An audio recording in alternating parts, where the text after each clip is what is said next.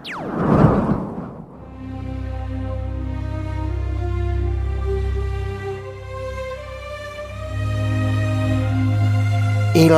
Ilai, lama sabatani. 7 perkataan terakhir Yesus di kayu salib aslinya diucapkan dalam bahasa Aram, bahasa umum yang digunakan pada saat itu. Murid-murid menulis perjanjian baru dalam bahasa Yunani, bahasa umum kekaisaran Romawi saat itu, ditujukan agar Injil menjangkau Gentile, yakni orang-orang bukan Yahudi. Karena saat itu di Yerusalem berdiam segala ras bangsa, dan seluruh bangsa yang berada di bawah kekaisaran Romawi di seluruh dunia mempergunakan bahasa umumnya adalah bahasa Yunani saat itu. Sekilas sejarah tentang Aram atau Suriah di Alkitab. Aram adalah nama kuno untuk Suriah atau Syria, memiliki sejarah panjang di Alkitab.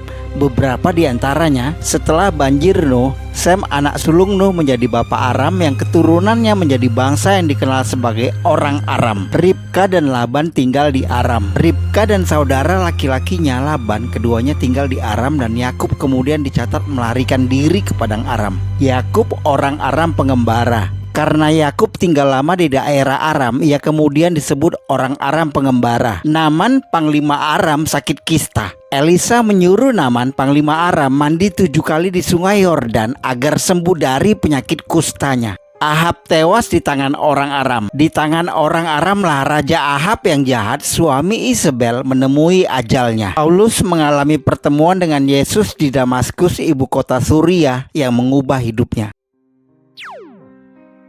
Awal kekristenan di Malula, Suriah.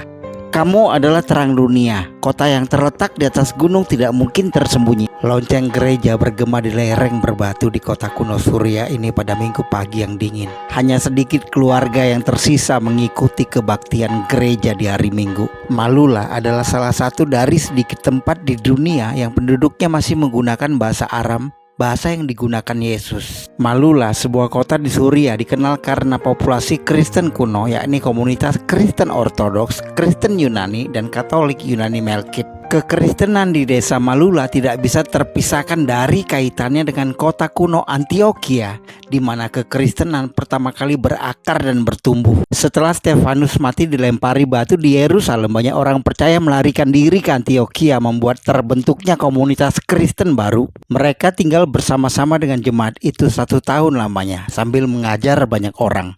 Di Antioquia lah murid-murid itu untuk pertama kalinya disebut Kristen. Antioquia menjadi salah satu pusat utama pengajaran kekristenan di luar Yerusalem. Barnabas dan Paulus berperan penting mengajar komunitas yang menjadi pusat bagi orang percaya Yahudi dan Gentiles. Meskipun Antioquia sekarang terletak di wilayah Turki modern, secara sejarah kota ini merupakan kota besar di wilayah Suriah, karena setelah Romawi menaklukkan kekaisaran Seleukia tahun 64 sebelum Masehi, Antioquia menjadi ibu kota provinsi Romawi Suriah.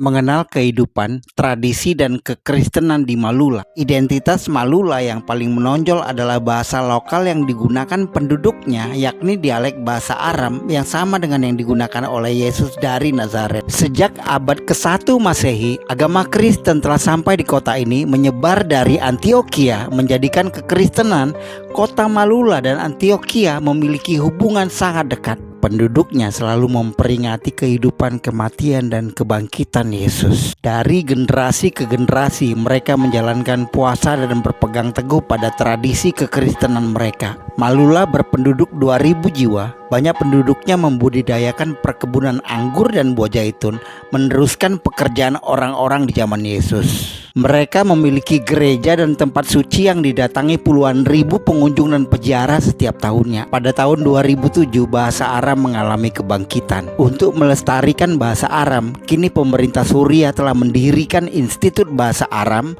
sebagai tempat pendidikan resmi.